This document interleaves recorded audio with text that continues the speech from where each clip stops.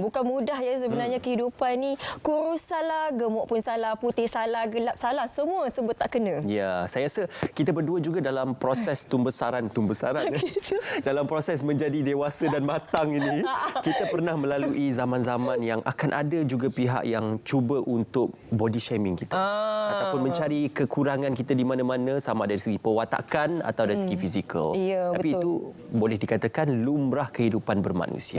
Jadi hari ini kita nak bicara mengenai body shaming. Di mana nilai diriku? Bersama dengan tetamu kita di studio, Encik Nur Hisham Yaakob, Pegawai Psikologi Kanan UiTM Cawangan Selangor, kampus Dengkil. Assalamualaikum, selamat pagi. Waalaikumsalam warahmatullahi Terima kasih Tuan bersama kami. Tapi kan Ismail, kita nak kena clarify satu perkara terlebih dahulu. Bila kita memberi sesuatu komen ataupun pandangan, bagaimana kita nak memahami ataupun mengetahui bahawa pandangan itu satu pandangan yang membina ataupun pandangan yang mengkritik? Sebab kadang-kadang bila kita bercakap mengenai tubuh badan seseorang, mungkin komen itu ialah dasar atas dasar kasih sayang. Mungkin sebab kita risau dia obesiti. Jadi kita cakaplah, awak ni besar sangat dah ni, kena kurangkan berat badan. Tapi dia pula mengambil sebagai benda tu terlalu serius.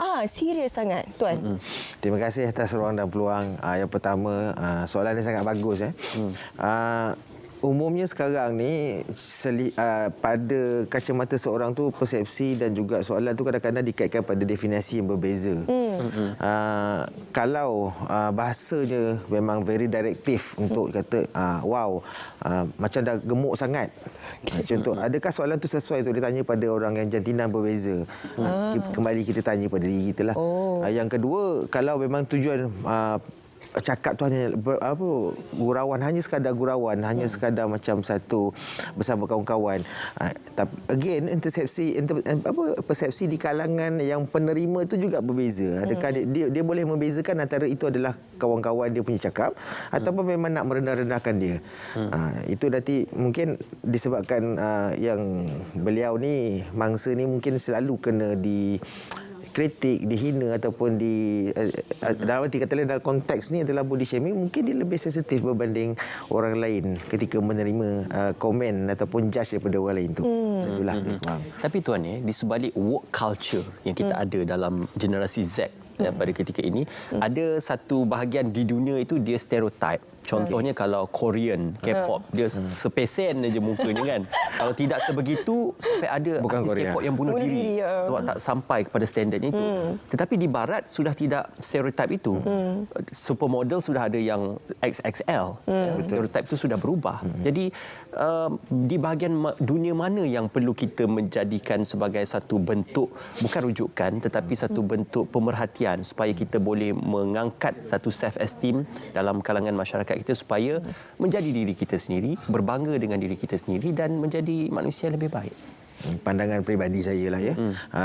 Kita pun faham macam pandangan tuan tadi, Korea ada stereotip dia, di barat dah tak nampak betul. Tapi kita tengok kenapa masih lagi Malaysia ataupun Asia Tenggara ni masih lagi memandang pada nilai ketimuran. Mungkin itu salah satulah. Walaupun pernah berlaku tapi masih lagi dituntut oleh terutama daripada ibu bapa kita, keluarga kita tu agar menjaga percakapan, adab dari ketika nilai-nilai mulia ketika berkomunikasi.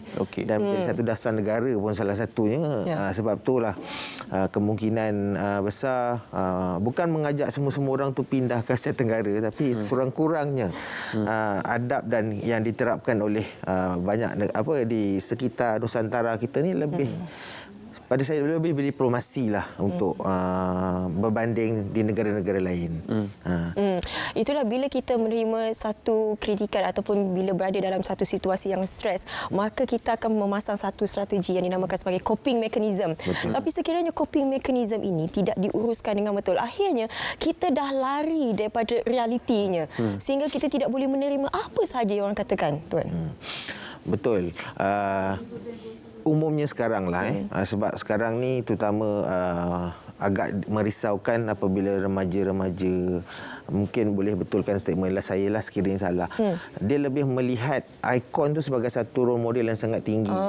Jadi sekali lagi mereka tidak melihat apa genuinnya manusia jadi. Dia tidak perlu menjadi diri orang lain. Dia tak tahu orang tu dah buat plastik sejari banyak lah.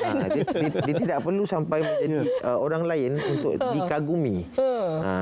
Jadi kalau mereka tidak dapat dengan apa pesatnya budaya-budaya media sosial sekarang ini dan juga terlalu banyak publicity tentang kalau tak jadi macam ni maka kau akan jadi macam ni. Jadi persepsi tu ataupun kata-kata netizen yang terlalu menusuk sampai mereka terlalu impress nak mengubah diri mereka. Jadi sikit sebanyak itu akan memberikan kesan psikologi kepada mereka sekiranya tak dapat diterima. Again ayat ni adalah diterima kat situ. Mungkin kerisauan dia apabila mereka tidak diterima oleh masyarakat umumnya. Itu saya perhatikan sekarang lah berdasarkan pandangan. Seperkara lagi, kita juga menyaksikan trend keceluparan penulisan di media sosial ini juga. Kadang-kadang kita melihat ada sebahagian masyarakat yang lebih berani untuk directly criticize seseorang, apa yang mereka saksikan di media sosial dan sebagainya. Personality TV, artis, penyanyi, pelakon, tidak ada yang terkecuali. Semuanya pernah dikecam dalam konteks body shaming. Tuan juga menyatakan ada pelajar yang berhenti belajar sebabkan body shaming. Jadi bagaimana nak menghadapi nasihat supaya walau berjuta kritikan yang datang pun kita menjadi manusia yang kuat untuk menghadapi. Terima kasih, sangat signifikan soalan tu. Again, sebagai manusia, kadang-kadang ada orang ada nilai tambah di sana dan di sini. Bagi seorang manusia juga kadang-kadang dia ada kekurangan dia. Ditambah dengan paras rupa kemungkinan yang selalu dipermainkan oleh orang-orang netizen keceluparan, memberi kesan kepada dia. Jadi pelajar-pelajar umumnya pelajar bekas pelajar lah antara lepasan sekolah transisi ke masuk universiti yang mana mereka dalam ruang lingkup kerja saya lah. Kita biasa beri pendedahan dari segi informatif, program-program yang ada tentang self esteem mereka tu lebih sekurang-kurangnya terjalin dan juga emotion well-being mereka juga, kesihatan emosi mereka juga perlu sentiasa agar dibiarkan konsisten sebab itu salah satu dengan umur-umur begitu yang senang dipengaruhi, senang termakan dengan persepsi dan fitnah-fitnah semua dan mereka sekiranya mereka tidak dapat sokongan sosial iaitu daripada kawan-kawan sekitar, daripada keluarga, mereka akan terdedah kepada kesan yang lebih teruk lah. Sebagai contoh, saja kutipan dekat sini ada satu seminar saya pergi, satu kejadian di Kuala Lumpur. Dia menyatakan satu caption di dalam Twitter dia, sekiranya siapa setuju sekiranya saya nak bunuh diri. Dan dia buka kepada public komen. Jadi again dengan netizen kita yang banyak komen tanpa ilmu, lebih kepada emosi dan lebih kepada nak mencari like ataupun sensasi. Dan akhirnya dia decide berdasarkan komen semua menyuruh beliau bunuh diri, seorang yang rakyat Malaysia lah, seorang pembanca Cina dan akhirnya apabila jadi seperti itu dan dia membuat keputusan untuk bunuh diri. Melihat tak berapa kesannya penulisan di kalangan untuk media sosial mempengaruhi diri seseorang. Jadi itu kembali semula kepada adab. Adab berkomunikasi bukan sahaja di media sosial tapi juga adab berkomunikasi berhadapan dengan ini. Tapi itulah bergantung juga kepada masyarakat sekarang ini. Bagaimana untuk kita memastikan bahawa apa sahaja yang kita katakan itu tidak diambil ataupun tidak dianggap sebagai negatif oleh mangsa ini. Jadi bercakap mengenai komunikasi yang berkesan sebenarnya untuk mereka ini. Seperti mana saya katakan di soalan yang pertama tadi, kita mungkin niat untuk menegur tetapi supaya perkara itu tidak disalah anggap. Kena berlapik lagi kot. Nak lapik guna apa lagi? Aduh.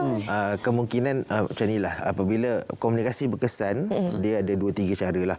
Kadang-kadang kita sebagai manusia bukan hanya komunikasi secara verbal saja kita terasa, kadang bahasa tubuh juga membuatkan seseorang manusia itu terasa. Again, sebagai kita kena memberikan ataupun ayat mudah yang media selalu cerita adalah tolong bantu jangan sisih. Saya suka ayat tu. Jangan sisihkan mereka tapi bantu mereka. Jadi mereka ni juga perlu diberikan ruang dan peluang. Macam peranan kami sebagai psikologis ni sentiasa memberikan satu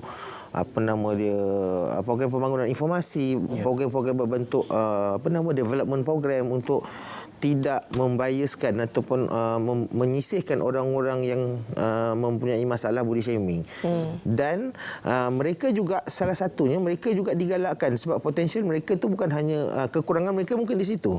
Tapi potensi mereka di UiTM contohnya banyak yang mempunyai badan-badan besar. Pakai cakap tentang obesity tadi yang mewakili UiTM debat Nusantara, motivator competition, semuanya orang-orang yang saiz besar yang confidence level dia tinggi. Jadi kita akan bawa ikon seperti itu datang untuk tunjuk kepada siswa dan siswi, ini you kan jadi sekiranya you boleh menepis persepsi tentang apa pun masalah-masalah yang berkaitan dengan body shaming ini. Itu salah satu. It's how you cope with sebenarnya orang yang kuat ini akan lebih banyak diuji. Betul. Lebih banyak kita berjaya menapis ujian itu, lebih kuat di akhirnya kita akan menjadi. Dan lebih pentingnya kita ucapkan alhamdulillah untuk sebarang kritikan itu semua daripada Allah SWT. Betul.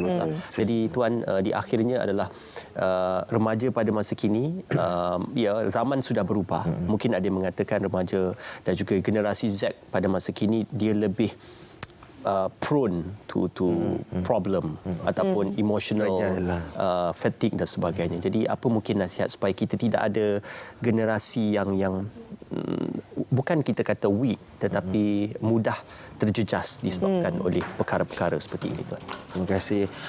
Memang sekarang itu macam satu identik lah. Agak mahasiswa sekarang ni ataupun remaja sekarang ni lebih kaca berbanding yang zaman-zaman dahulu, zaman-zaman kita ketika dulu kan.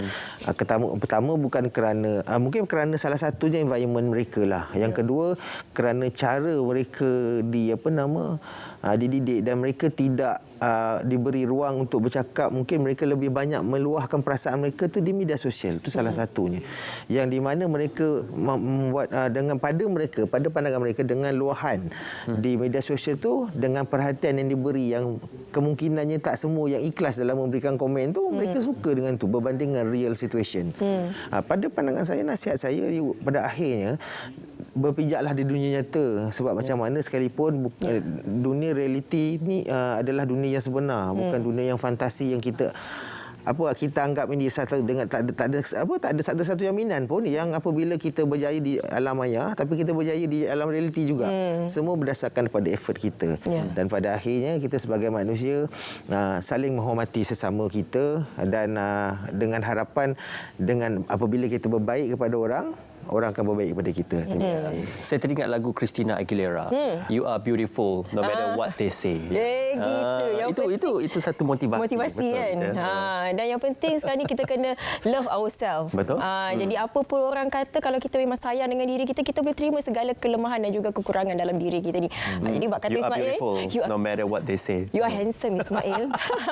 Okey, terima kasih tuan kerana bersama dengan kami. Kita menceriakan pada pagi ini. Kita nak berehat seketika, ceria-ceria selalu. Kita stress free, bebas daripada masalah dan juga kita membawa kegembiraan kepada masyarakat. Yang mana rasa macam kurang-kurang cantik katanya tu. Selepas ni kita ada satu produk kecantikan untuk anda. Okey. Diteruskan bersama dengan kami. Silakan.